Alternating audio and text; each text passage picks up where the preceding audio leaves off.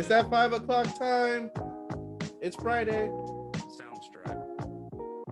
Get up, dance, move around, pour yourself a glass, alcohol, non-alcohol, whatever you want to do, it's your preference. Time to have a good time. Relax and enjoy yourself for your favorite podcast of the week. Shout out to Blasphemy on the track. Make sure you tag them on the social media profiles. We're all about supporting our artists. We always make artists that aren't big time. So we definitely want to give opportunities for them to grow as well. So like him, Blasphemy. I'll make sure to tag it. All right. It's Friday, June 25th. Oh my God, it's going right fast. I know I'm a broken record. I say that all the time because it's true.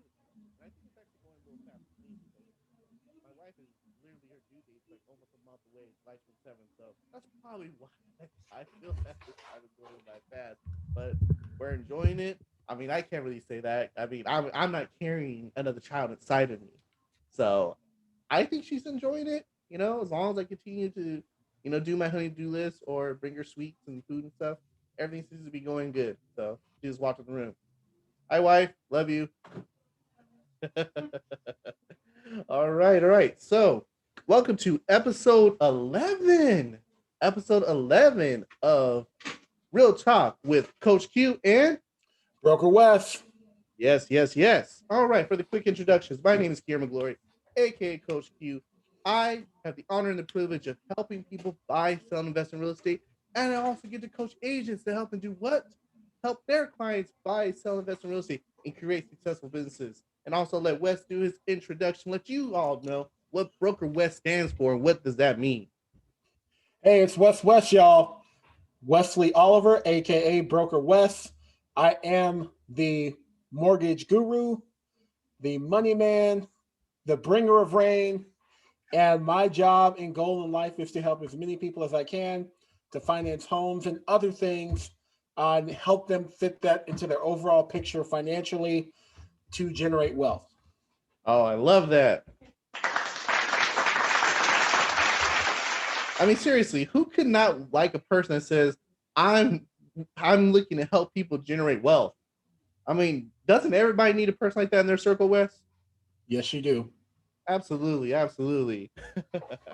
So what we like to also do, we like to also share quotes, leadership, inspiration, motivation, all that good stuff, because the world needs more of that. So we always take time to share. So today I want to share a quote from you from one of my mentors, John Maxwell, and he talks about happiness. Now, a lot of people perceive that in order to be happy, it's external, whether you have to find something that makes you happy. You have to do something that makes you happy. You have to find a person that makes you happy. But true happiness comes from within. So, in order for you to truly be happy, you have to be happy with yourself. Allow the external factors to create an abundance of happiness, but to truly be happy, you have to be happy within yourself. So I want you guys all to take that moment and understand that you have to be happy with yourself. Whether you're happy with your job, your the fact that you can get up with your legs, your eyes working, you know, be happy with yourself first and let those external factors contribute to your happiness. So happiness starts from within. All right, Wes, what would you like to say about that happiness? Yeah, absolutely. It kind of reminds me of I forget where, but it's an old African saying that says, if there's no enemy within, then the enemy outside cannot hurt us. And I believe that wholeheartedly when it comes to dealing with yourself as an individual.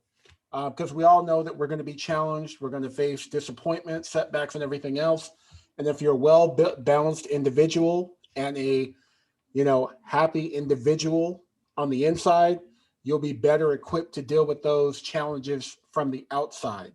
And so that's where it starts. And when you're on shaky ground inside, that's when the challenges outside can really, break you down. So, I couldn't agree more. Absolutely. So let's give it up for happiness. Yes, happiness. All right. Now we move on to the main event. Now, the main event is usually something that we talk about, that's really important. And it's usually something that goes on in our everyday lives, whether it's our personal lives or our business lives. And so today we're going to talk about verifying your sources. So Wes, Right. verifying your sources, what does that mean? Yeah, and what I wanted to call this this particular segment was smiling faces, and the reason is I was thinking about that old song by the OJ's. You know the one, "Smiling Faces Tell Lies." Yeah. Smiling faces. Yeah, see, I knew I could get you to break out in song. I knew it. Yeah. Yes, they do. Okay, so where this inspiration came from, I was watching a particular host on YouTube. They brought somebody in who was supposed to be a mortgage slash real estate slash finance expert. And so I was like, I never heard of this person before. Let me go check out his channel and see what he's talking about. And so as I started to listen to his channel and watch some of his videos, number one, I mean, more of his background was not real estate or mortgages. It was more so, I believe he was like helping people with financing businesses through SBA loans. But anyway, the more I watched maybe like 4 or 5 of his videos. Some of them were on whether or not we were headed for a crash or him warning about the crash. One of them was teaching people how to invest and make money off your first property investment and all that.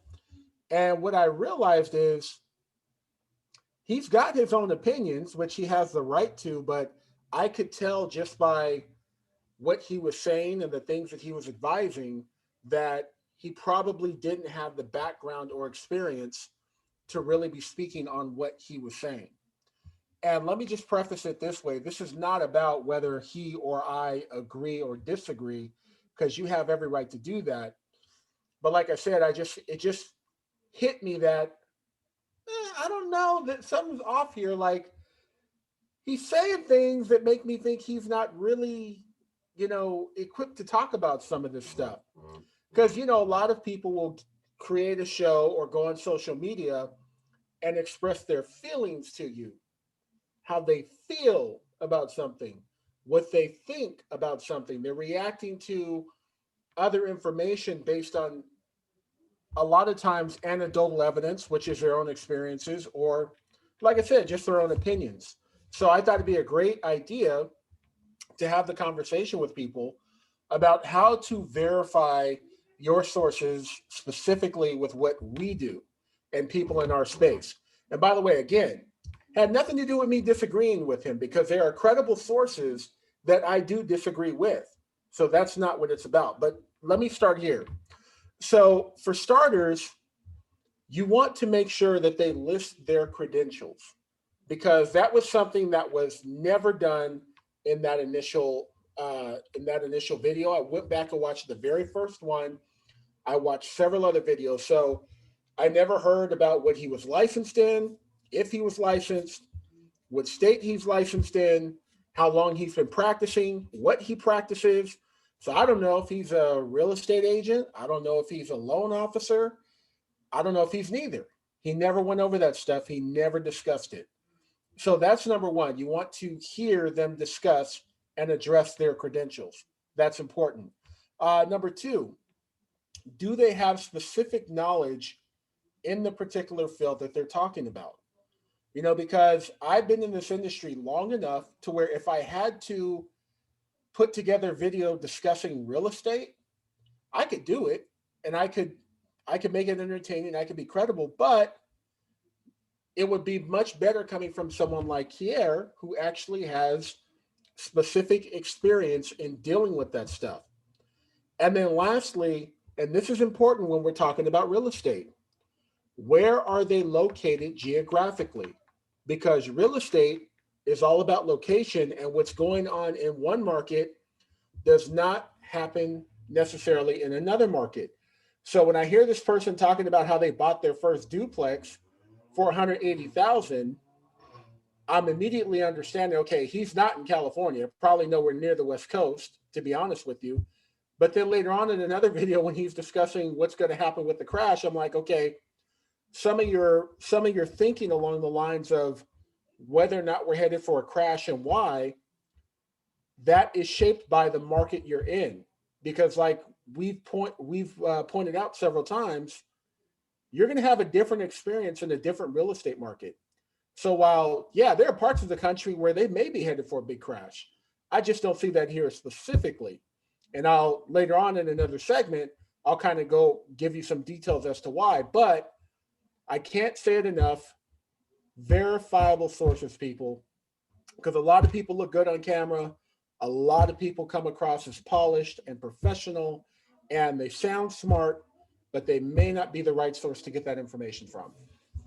Yeah, absolutely. And we do look good on camera. So, I Yes, mean, we can't front. We do look great on camera. So make sure to watch us right. on our YouTube channel as well. Even if you're listening on the podcast, check us out on the YouTube channel. I guarantee you'll like what you see. I guarantee Absolutely. that. But you also, everything that we do post, we always make sure to have our credentials. We have the name of the company that we're with. We have our license number. We have our email addresses. We have our websites. We have our phone numbers, right? Because we want everyone to know that the advice and the value that we're providing, it's coming from a licensed, credible person, right? So definitely make sure, when you guys are doing your research, look for things like that because that's very important. And Wes and I know that real estate is a local business. It's a local market. So a person speaking on real estate, and they may live in New York, that's different than what's going on in, let's say, Orange County, Southern California, Nevada, Las Vegas, and so forth, right? So when you're looking at your information, definitely want to make sure that you're getting it from a local source because that's going to be a person that truly experiences things that you're experiencing and also be able to talk more on an intelligent level, on a relevant level, as opposed to what theory is or what maybe kind of sort of what it can be. So,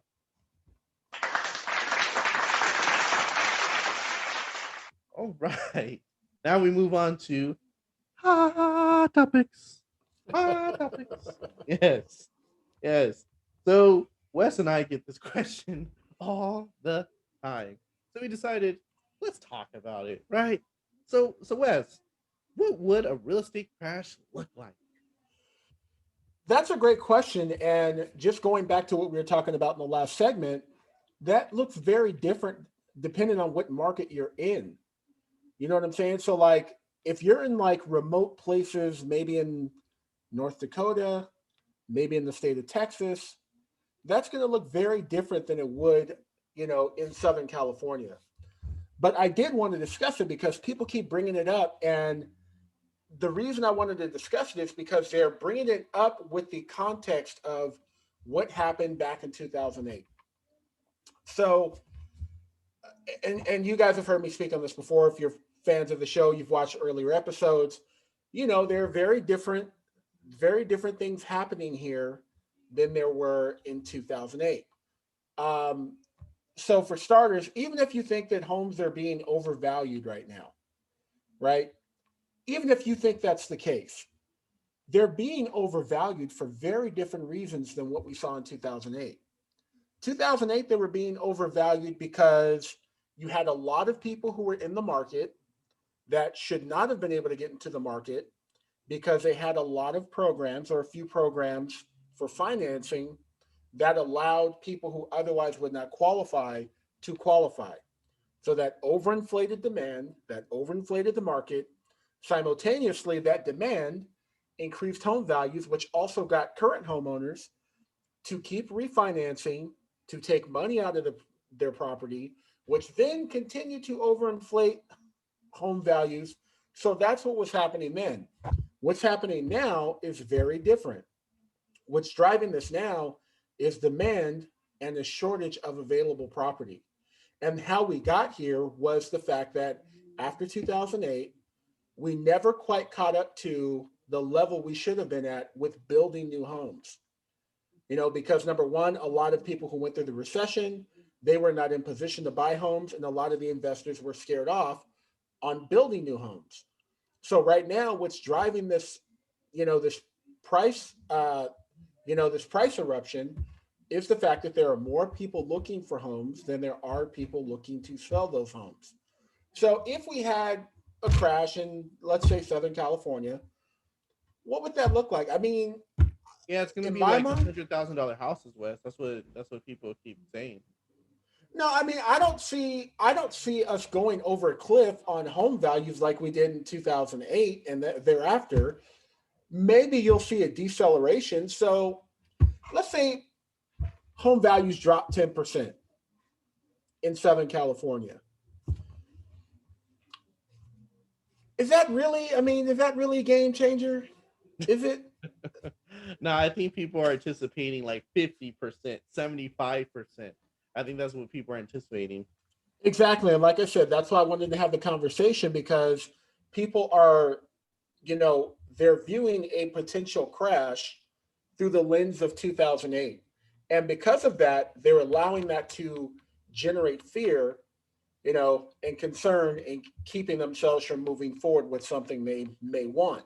The other thing is too, so let's say in that 10% hypothetical, okay. So if you buy a property today that you can afford, you love the area, you love living there, you buy it, and overnight, hypothetically, it drops 10%. Okay. If you're in Southern California, how long do you think it's going to take you to recuperate that value? Probably not long. Right. Months. Yeah, let's call it a couple years even, right? Because generally, and here's something else, historically speaking, home values appreciate, at least around here, around these parts, home values appreciate anywhere from 3 to 7% annually. That's historically speaking. So let's say 3%. Let's imagine the worst case scenario. So you buy it, boom, you lose 10%. It's only appreciating at 3%. That's going to take a few years. And if you're buying the home to live in, my guess is you're buying it because you want to be there for longer than 3 years. And by the way, I make sure I ask all my clients, how long do you see yourself living in that home? Because that does matter. And why you're buying the home also matters. I'm going to advise you very differently if you're an investor. And even as an investor, I'm going to advise you very differently depending on what your goal is for investment. Are you looking for cash flow or are you looking for, appreciation, right? Are you looking to flip the home and make as much money as you possibly can? Are you looking to rent it out for cash flow? So those are very different things. So I don't see, I don't see anything to make me believe that, we're going to experience this 2008 like crash.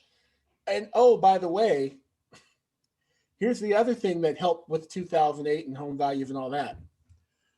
All those people who got into those programs and they could no longer afford their payments and they no longer had equity in the property, guess what they had to do?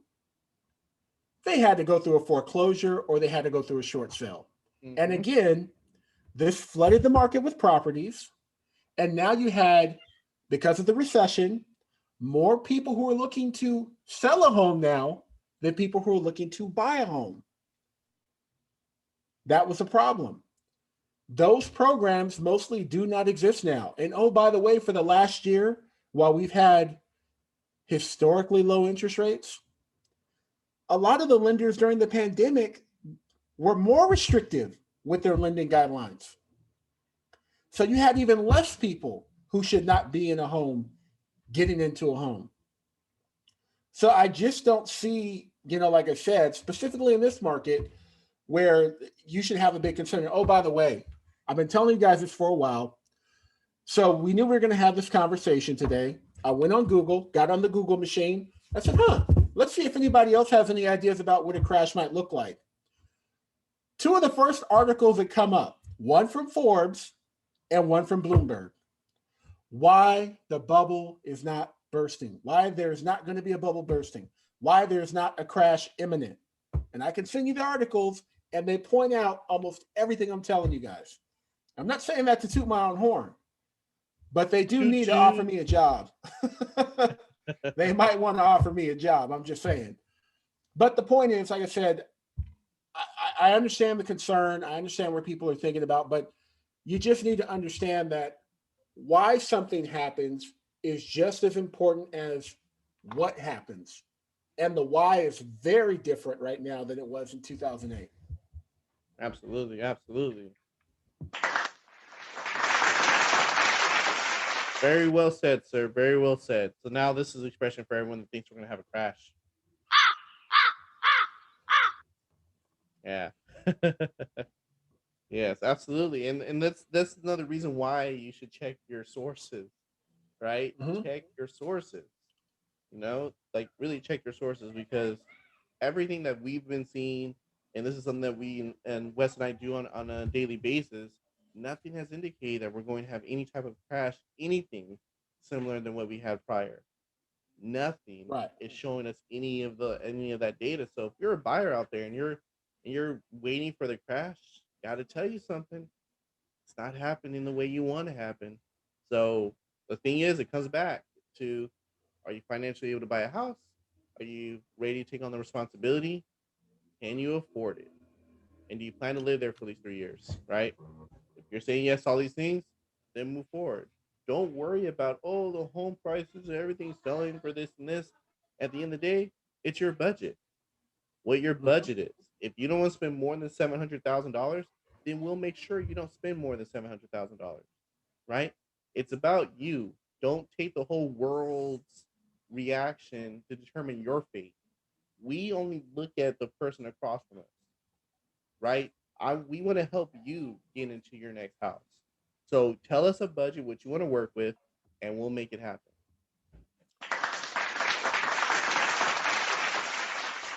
All right. Now, market update. Market update. So we're going to talk a little bit about real estate and then also a little bit about the jobs market as well. Something like that. Some Okay. All right. speculation Perfect. stuff. So for starters, and this is where we find a difference geographically. So I'm on a mortgage news daily, one of the sites I go to often for information, and one caption catches my attention. Says new home sales hit a 12-month low. So I'm like, let me check this out. What's this all about? Now within the article, what I find out is that home sales nationwide, new home sales have gone down by 5.9%, Now, Wes, when which you is say new homes, are you talking about like new construction homes? yes, Okay. sir. Perfect. New construction homes have gone down by 5.9%, which is pretty interesting. That's something important. But within the article, what I also found out is that those same sales in the West, not even Southern California, in the West Coast, you know, are up 6.7% from last year in April. So we're up here. Now, when we talk about real estate being geographical or local, why are some of the reasons that might be happening? Well, could it be that we have, in most cases, better weather here? So the building is of new construction homes is not being infringed upon because of weather, things like that, right? Maybe because we have better, nicer, more consistent weather, people are more willing to get out and go look for a home and excited about doing it. I mean, just imagine if you were in some place where it was really cold right now, rainy, snowy, whatever, and you have to get all layered up and go look for a house, right? Some people are still going to do it, but I'm imagining there are going to be some people that are like, let's wait till let's wait till it cools down and warms up, whatever. So the point is that, again, what happens in one market is not necessarily going to happen in another market because it's very different. But anyway, I thought that was an important indicator. And if you're not in Southern California, West Coast, that is an important indicator. And you should read more about it and see what's going on and why, some of these things are happening. And it could be a good thing because if less people are signing up to buy new homes, that means that there's more available for you to buy in other markets. So that's a good thing. Secondly, I noticed the New York Fed chair still believes that we're nowhere close to full employment, And what that means is we are not even close to have recovered from pre-COVID employment numbers or job losses. And so he's calling for, and he's basically saying, so now's not the time to lift the rates. Now's not the time to try to, increase rates and things like that. And that's probably ultimately where we are nationwide. And that's probably going to be the policy of the Fed going forward. Not quite there yet, which is good because that means that mortgage rates will probably stay relatively close to where they are now, or still historically low. Will probably still be below 3.5% for quite some time. And when we were talking in the last segment about the potential crash or what have you, that's the missing piece as well. Because, like I said, if we potentially or hypothetically lose 10% value or whatever, what are you going to lose if you wait 5, 6, 7 years? Because even though I don't think there's that kind of crash coming in the not too distant future, I know at some point interest rates are going to go up. I know that much. And that means that you're going to qualify for less and you're going to pay more to get less. So that's also something to think about. Oh man, I like that. You end up going to be paying more to get less. Yes. That's a great line. Yeah, yeah, absolutely. Well, thank you, Wes, for that update. Absolutely. I mean, obviously, we always want to make sure that the economy's doing better. Getting more jobs out there to for people to get jobs. So, it's always a good thing that we're always hoping for. So hopefully, we'll definitely see an increase, in employment as we continue. So thanks again for that one. All right, now we move on to one of my favorite segments of our show, is the West Files. Yeah. All right. So, the West Files title today is Hoping is Coping. That's right. Hoping is coping. Hoping is coping. Yes. And I could not agree more with that. Don't get me wrong. Hope is a good thing. Maybe the best of things for those of you who love Shawshank Redemption. But there are times when to me, there are times when hope is a bad thing, especially if hope is guiding your decisions. And it just so happens that in a real estate transaction, that is one of those times. So I want to tell you about.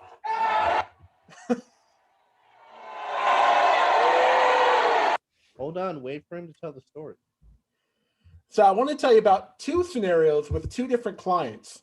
Now, one client, they went in and they agreed to purchase a home, right? They agreed to purchase a home for 50,000 above the listed price, right?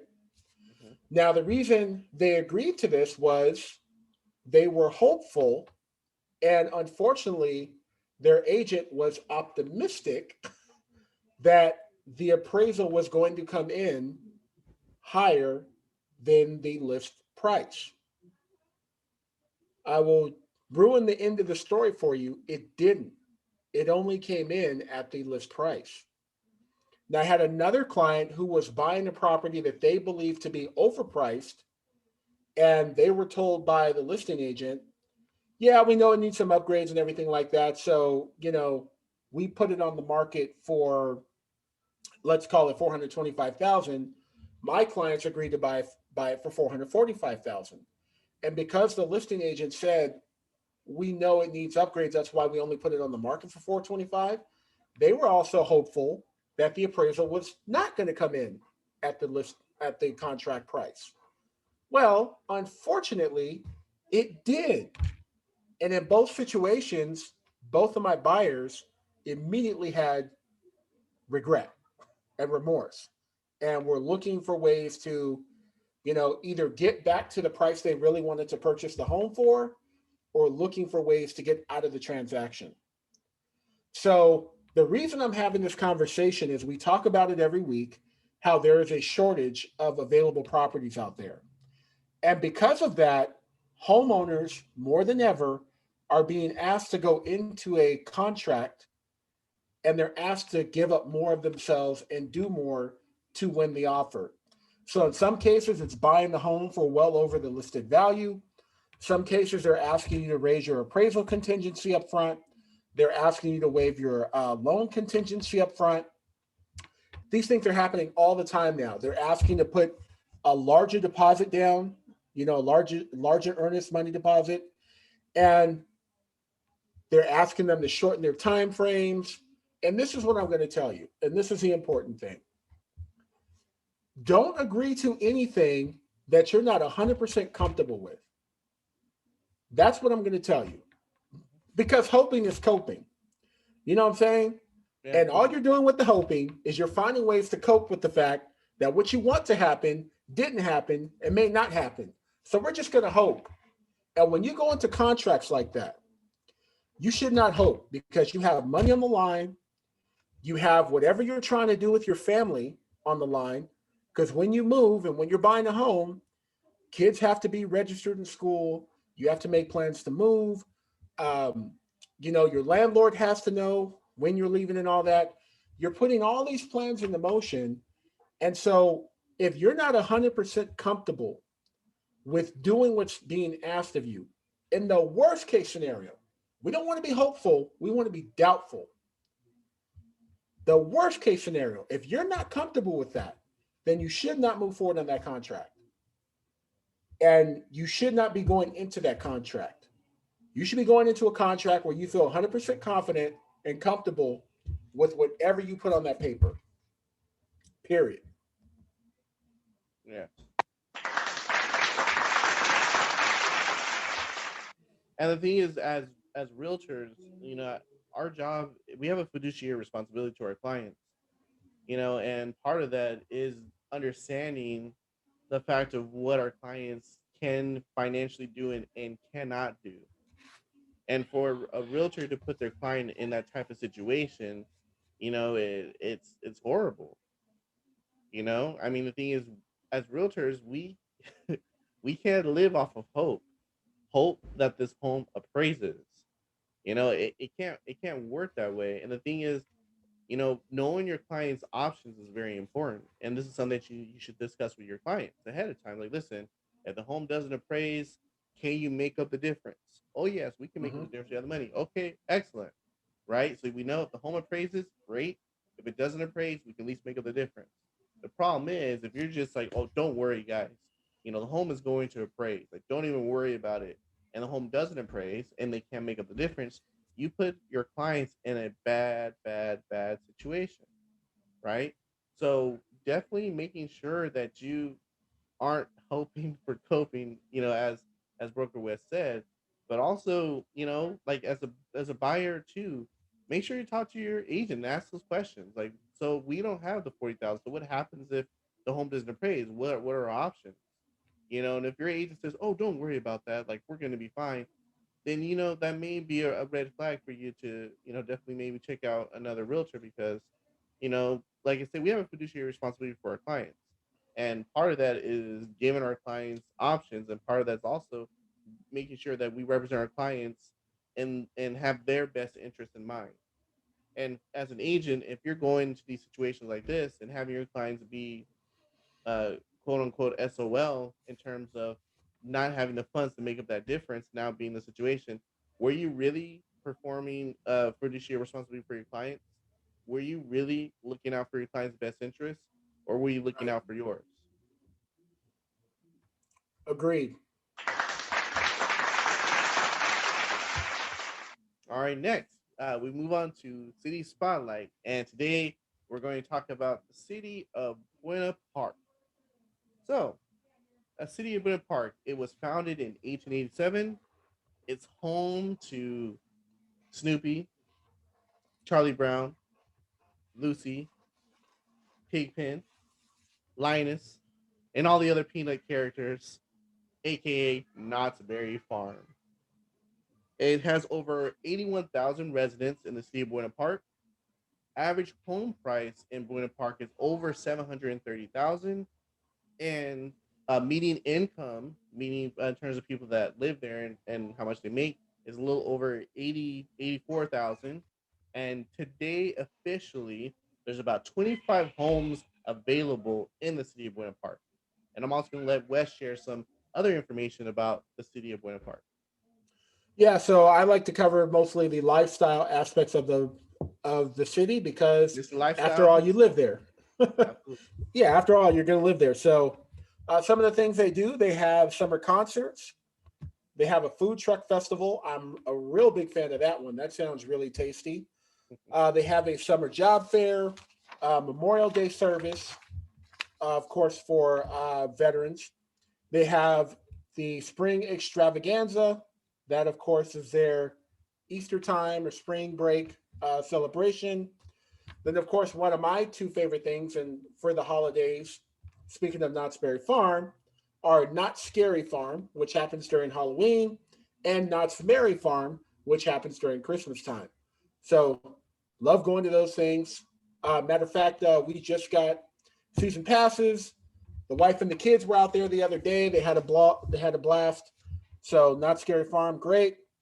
They also have a candy cane land and craft fair for Christmas, as well as Santa visits. Then they have a Silverado Days Carnival, and they have a Super Senior Saturday Expo, which is, I guess, one of the largest senior expos in the county. So, yeah, lot to do there. Nice. So let's give it up for Buena Park. And if you're thinking about buying, selling, or investing in Buena Park, definitely feel free to reach out to us because we would love the opportunity to help you with all your Buena Park needs. So once again, let's give it up for the city of Buena Park, home of Snoopy and the Peanut family. All right. So next segment is in the news. So this is what we talked about. That's in the news. So Right. today we're going to talk about the infrastructure plan that looks like it has been put together by President Biden and all the other elected officials. So Wes, tell us what's entailed regarding the infrastructure plan. Did we get those student loans that we're asking for? Did we get the housing that we're asking for? Did we get the stimulus checks that we're asking for? I'm afraid those are not on the Christmas list, but there's a lot of good stuff in here nonetheless.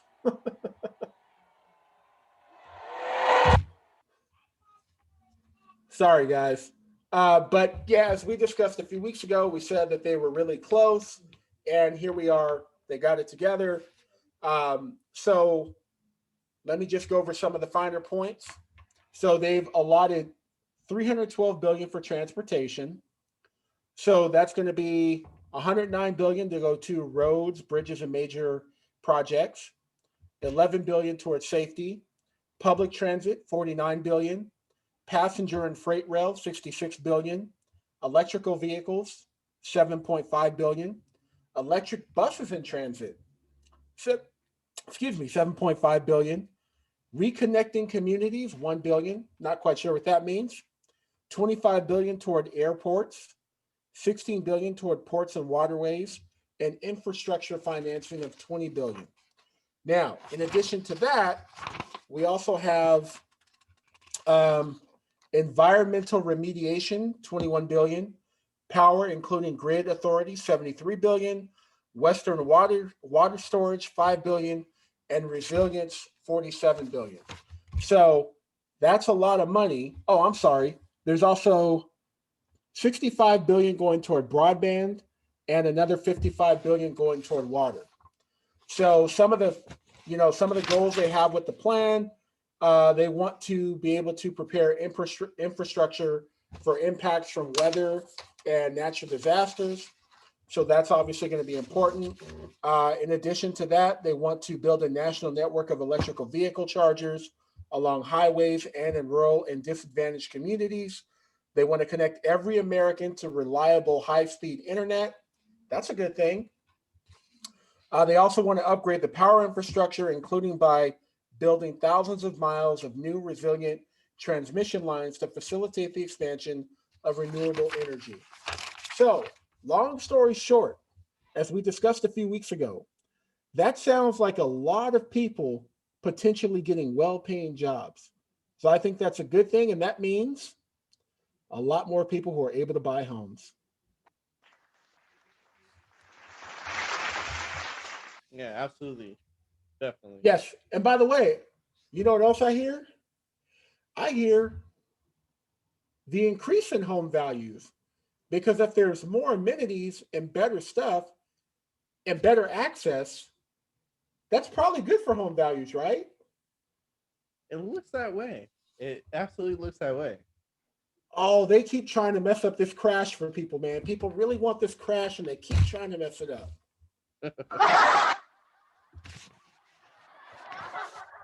Yes, absolutely, absolutely. Yeah, it's funny. I was talking to a friend of mine yesterday, and they were talking about their last trip when they went to Europe, and they were talking about how you can go on the train, you pretty much travel all throughout Europe, right?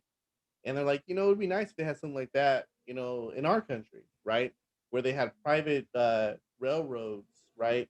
That would be used, privately, and then they had separate railroads that would be used for business, for freight, and things like that. And I was like, that'd be interesting to see something like that because I know one of my a friend of mine, they went to Kansas City, I believe, and they had and it was like a longer trip because they had to take themselves off the tracks, for about 6 or 8 hours while the freight was coming past, Mm. because they share the same track, right? So I was thinking about that. It's like, yeah, that'd be interesting to have something like that, because obviously that would be another mode of transportation, right? So instead of everyone, going on the planes, then they also have another option for transportation too. So yeah, we'll see what Yeah, happens. yeah, that would be cool. Hmm. That'd be very good. Yeah. Yep.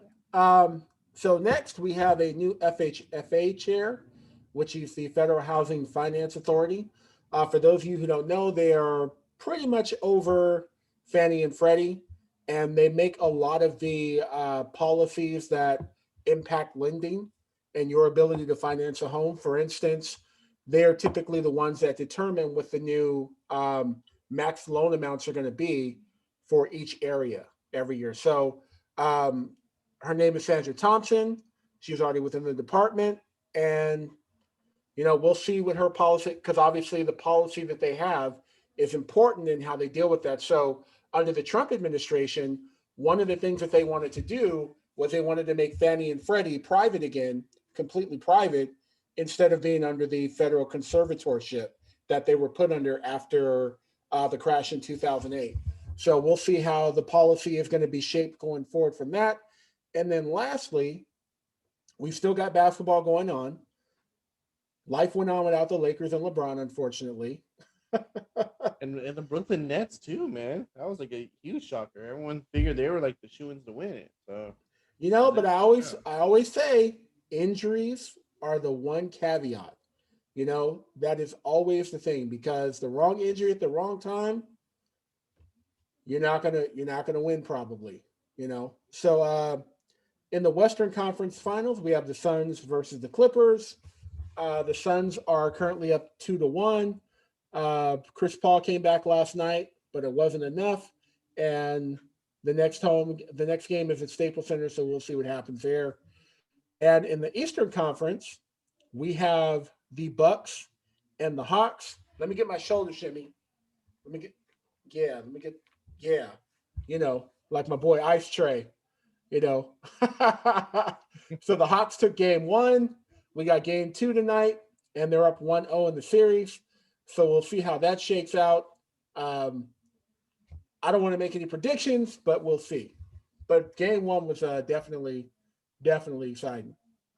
Yeah. Yeah. So I mean, it's anyone's game at this point. I mean, the front runners are definitely out. So I mean, we'll definitely see what happens. And I think it actually makes this more interesting anyway.